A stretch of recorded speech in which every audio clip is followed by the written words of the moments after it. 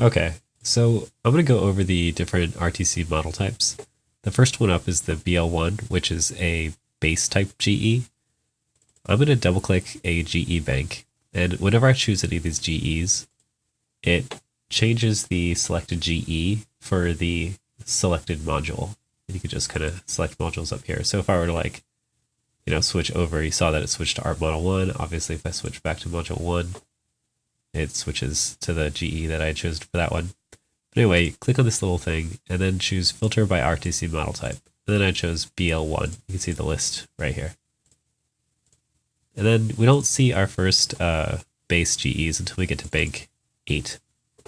By the way, I don't have to choose the banks in the KDF file. I could just choose the banks over here. So I'll choose bank 8.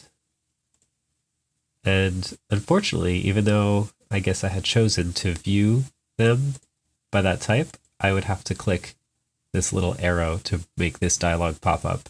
Because if I just use the drop-down list, it does not show those highlighted ones.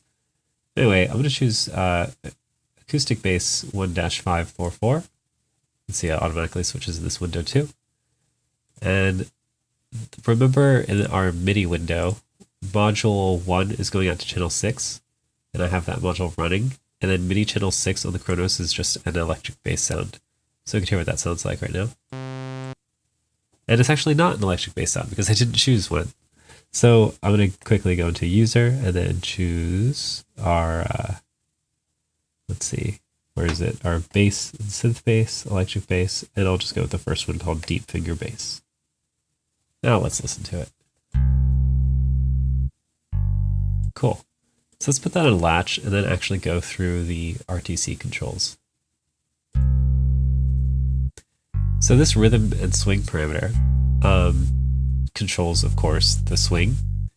And if I put that like halfway, it's a little hard to hear that it is actually adding swing. But to show you what's happening, we would go to the rhythm group and you can see the swing percent is 54. And that corresponds to the middle of this controller. So I'm really trying to give you a kind of behind the scenes view of what these RTC controls, real-time controls, are controlling within the GE itself. So yeah, swing percent's pretty self-explanatory. And you'll see that this thing goes all the way up. At 127, it says 200, which means a 200% swing, which actually like halves the notes. And then if we go one down, see it says minus 200. And so it does the opposite. I'll get into more of those details when I'm actually going over the specific parameters in each GE group, but for now, let's just move on. So rhythm complexity has to do with this window here, and the rhythm complexity will choose a template from this window. So when I change it, we cannot see that it's choosing a template because I guess it's not. Let me check what is changing. Is it changing the index? Nope.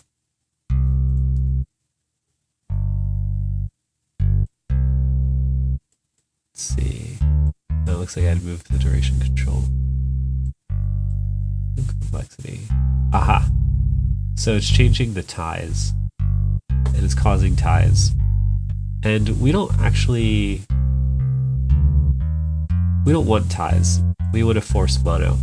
Because with bass notes, you don't want them overlapping each other. So for bass instruments, I would definitely always choose this force mono parameter, which is going to enable this. Which just means that Karma will never play two notes at the same time. So they'll never overlap. But it looks like by having the random ties go together, we can kind of create extended notes, which I actually don't want to do for now. Duration control should be pretty obvious. You're just extending the amount of time that you're holding down the note. So when I put this up, you'll see that the notes will be extended out longer. And then if I put this all the way down, you'll see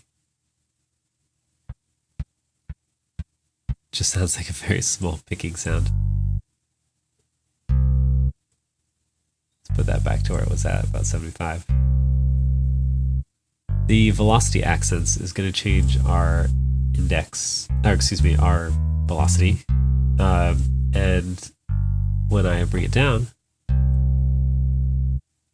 we'll see that the scale is changing. Now this scale is scaling the level of velocity. So I'm just sort of turning down the overall velocity of the notes. By turning it up, everything will be at basically full velocity. And then the note range is going to affect our series. And this is not going to really make much sense for now, again, until I start really getting to the specifics of what each group does. But just know that it makes our notes, it takes away notes in the series until I'm just really left with one note. But if I extend the note range, it allows all the notes. Of course, since this is a bass art, like this is designed to play basses, the range is pretty small anyway. Bend start. So the bend start won't work unless we have the bend on and off.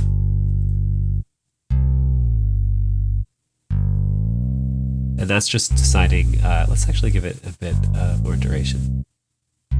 Let's go with 100%.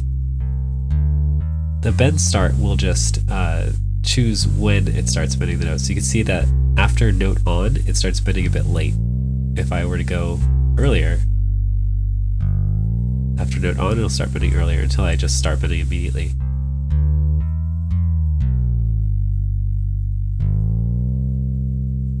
Or I could have the note bend super late.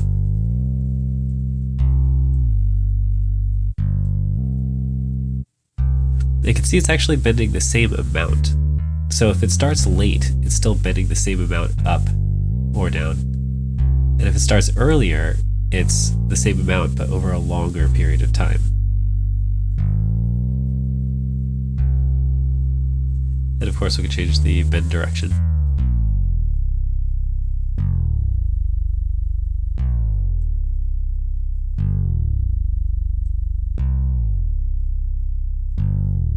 This is often used for the later scenes in comedies.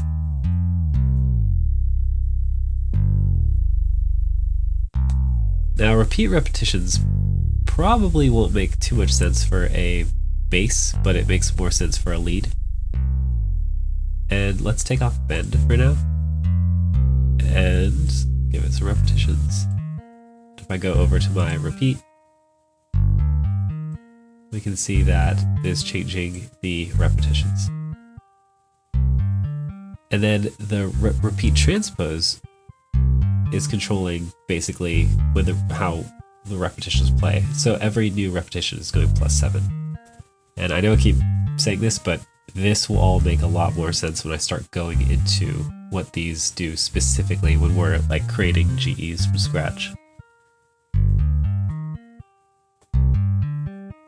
You can have it transpose an octave every note.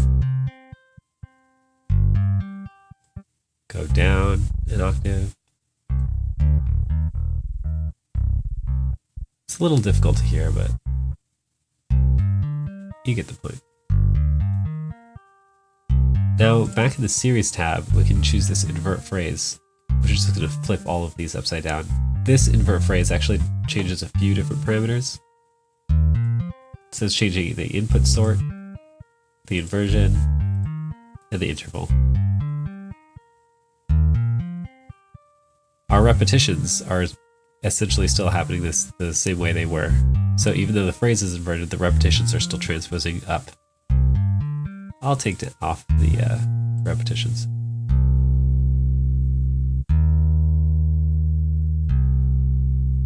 And then note pattern random. Let's see, I'm forgetting which what that's affecting.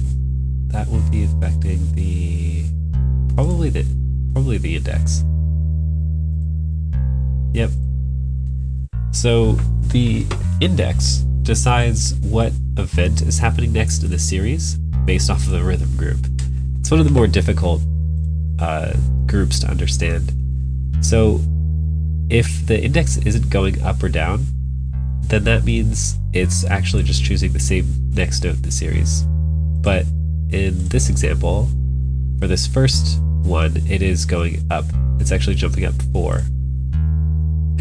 So the series, it should skip forward 4, and you can actually totally see it. 1, 2, 3, 4. There. But by choosing this note pattern random, it chooses random walk.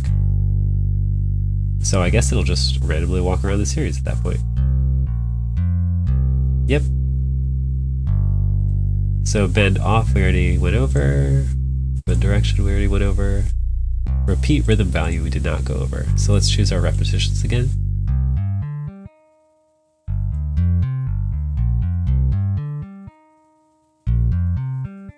So this will change the note value of the repeated rhythms. And you can see it change right here. So it looks like it goes from like a dotted to some other thing. Oh, and then we can have the volume decay. Decay -6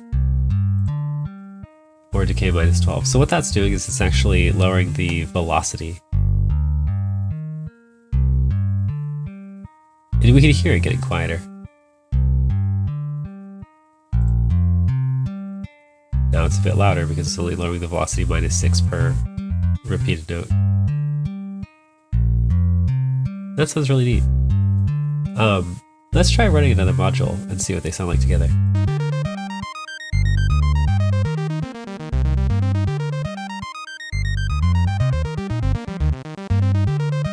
I would need to mix these a little bit better. Let me get a timbre track, and that should be number 7.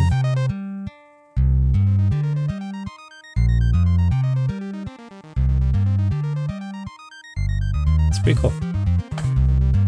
Of course, that timbre is too plain, and I wouldn't use that, but for now, I am going to save it the way it is. So I'll click Store here, and then save it here. And then also on the Kronos, I'll just write. And now I have the patches saved independently. Because remember, I'm running 10 modules, so I save them independently since I no longer keep them mirrored. If you're doing this where you just want to have everything mirrored while you're creating your GEs, you would need to go through that complex process of choosing, let's see, clicking this and then saying get performance, and then choosing to merge, and then saving it, and then dumping it back into the Kronos, which will actually automatically save it inside of the Kronos as well. So you choose merge, and then you would store, and then you're done. But yeah, so that's it for the bass lead. Next time I'll go over the I believe it's called comp lead. Let me just double check. Yep. Cool. All right, see you in that video. Thank you.